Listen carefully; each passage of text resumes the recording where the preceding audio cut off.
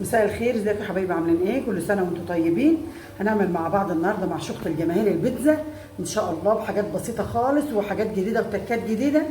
وانا اختصرت حاجات كتير عشان ما اطولش عليكم الفيديو. يعني انا هنا عملت الخميره، جبت معايا باكل خميره وحطيت عليه معلقه سكر ودوبته ببعض، دمجته ببعضه كويس قوي وسبته 5 دقايق لغايه ما اتفاعل معايا بالطريقه دي. وصل لكده يبقى الخميره شغاله. هضيف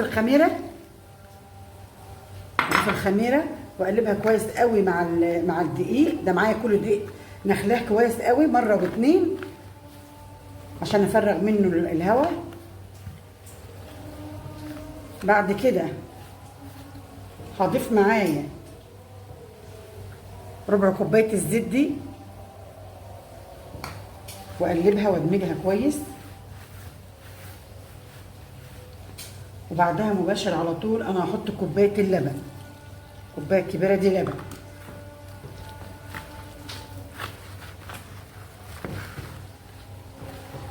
واعجن لغايه ما تلم معايا العجينه. لازم طبيعي اضيف ميه،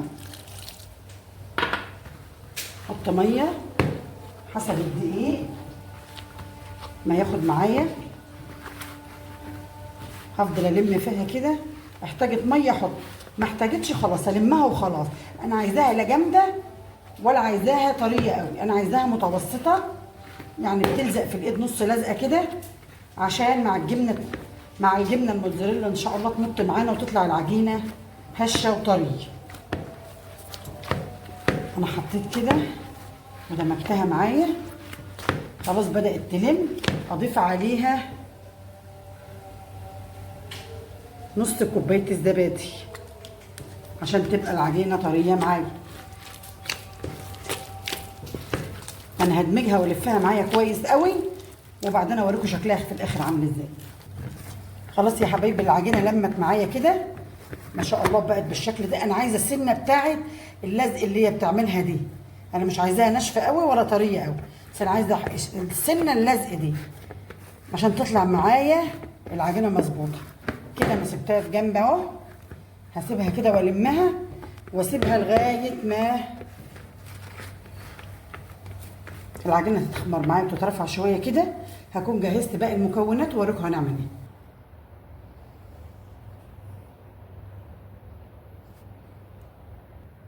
خلاص يا حبايبي ما شاء الله الخميره اتفعلت معايا بالطريقه دي.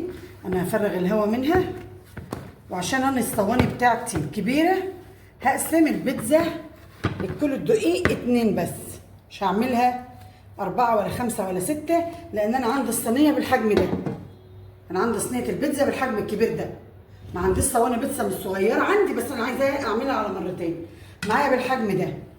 انا هفردها واحطها معاكم، هفرد على دي طبعا.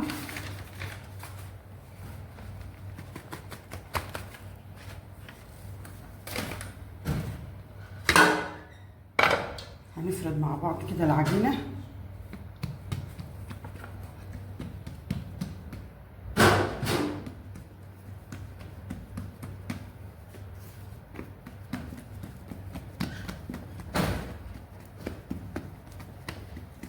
انا عايزاها متوسطه الحجم، مش عايزاها رقيقه قوي ولا تخينه قوي.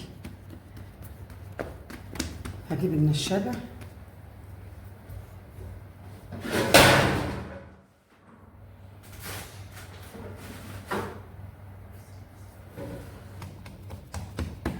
انا فردت معاكم كده عشان ما اخدش وقت، عشان الفيديو ما يطولش عليكم. كل ما كل ما تزودي الدسم بتاع العجينه كل ما تطلع معاكي طريه بالطريقه دي. واللي بيزود طراها لما تحطي مع اللبن نص كوبايه زبادي. انا عايزاها السمك ده، انا عايزه العجينه بالسمك ده. انا هحطها في الصينيه وارجع اعرفكم انا هعمل الخلطه عليها ازاي. انا فردتها معاكم بالطريقه اللي انتوا شايفينها دي. انا هسيبها دقيقتين بعد الفرد يكون انا فردت التانية ان شاء الله. اسيبها تخمر تاني في الصينيه دي اللي بيخلي الفطير يمط معانا مع الجبنه. انا باذن الله هسيبها كمان دقيقتين 2 بس يكون انا فردت التانية ونرجع نحط المكونات على دي كده يا حبايبي. انا سبتها دقيقتين اترفعت معايا بالطريقه دي. شوفوا الخميره اشتغلت معاها تاني اهو. انا عملت الصلصه اللي معايا في ايدي دي، عملتها ازاي؟ ضربت طماطم في الخلاط وحطيتها على النار، وحطيت عليها معلقتين صلصه، معلقه سكر صغيره، ورشه ملح وفلفل، وسبتها لغايه ما اتسبكت قوي بالطريقه اللي انتم شايفينها دي. وفي الاخر حطيت عليها معلقه كاتشب. انا هاخد منها واضيف على الفطيره الطريقه دي.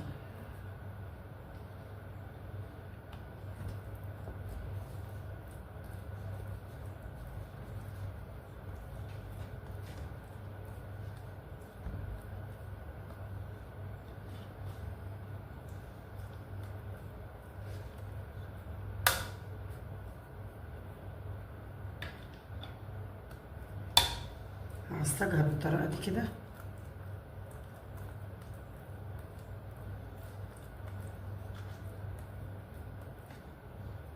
كل ما تسيبيها دقيقتين 3 بعد الفرد، كل ما ترفع معاكي وتديكي نتيجه احلى في الفرن، وتبقى العجينه معاكي طريه وهشه خالص كده.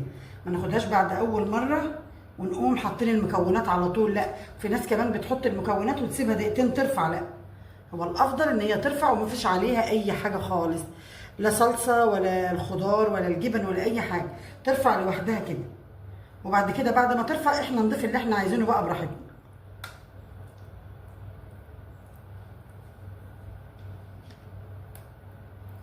مش عايزين حته ما يبقاش فيها كده بالصلصه الطريقه دي.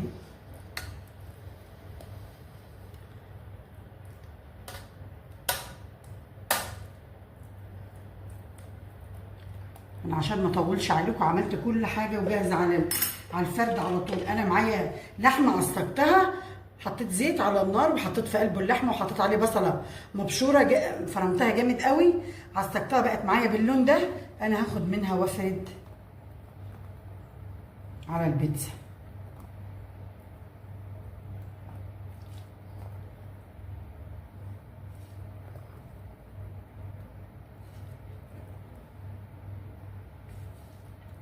افرد عليها كلها كده.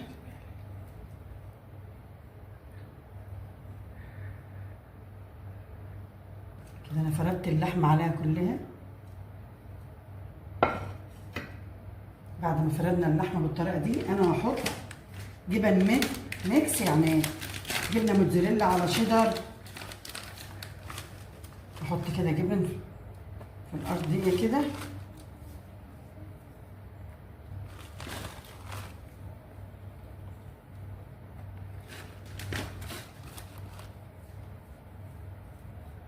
اصلا اللي بدي طعم للبيتزا هو الجبن ونوع الجبن.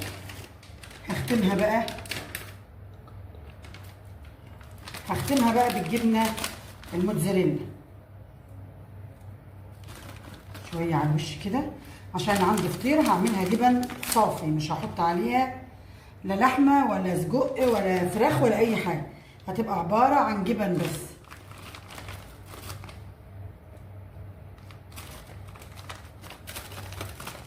كده كفايه عليها كده جبن. هفرد معاكي، هوريكي بقى الجبن هنفردها ازاي. انا هفرد دي كمان معاكم، احط عليها برضو الصلصه بتاعتها، الصوص بتاعها ده، وهوريكم الخضار بس هنعمل ازاي. اما اخلص فرد ده هنبدا معاكم ان شاء الله نفتح تاني. انا بقى هفرد الجبنه هنا كتير قوي، لان هي اصلا بالجبنه ما فيهاش اي حاجه تانية، ما فيش اي فيها خضار ولا فيها فراخ صدور فراخ ولا فيها سجق ولا فيها اي حاجه، فهتبقى عباره عن جبنه بس، فهنكتر فيها الجبن. وهنختم بالجبنه الموتزاريلا.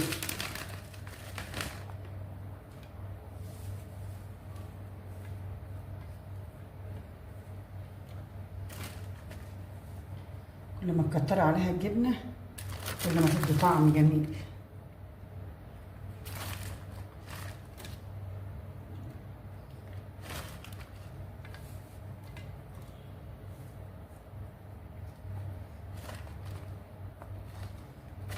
ده كده شكلها النهائي. انا هدخلها الفرن وما تطلع اوريكم شكلها عامل ازاي. ما شاء الله على نار متوسطه. انا عملت الفطيره بالجبن بميكس الجبن الموتزاريلا على الشيدر عملتها على نار متوسطه عشان هتاخد سوا شويه. الفطيره البيتزا باللحمه انا عملتها على نار اعلى شويه، وبقت معايا بالشكل اللي احنا شايفينه ده. ما شاء الله ما شاء الله الشكل والريحه ما اقولكوش. ده كان شكل النهائي للبيتزا. قعدت في الفرن من 10 دقائق ل 15 دقيقه، وخصوصا بيتزا اللحمه. ده كان الشكل النهائي ليها. اشوفكم في فيديو جديد، وكل سنه وحضراتكم طيبين.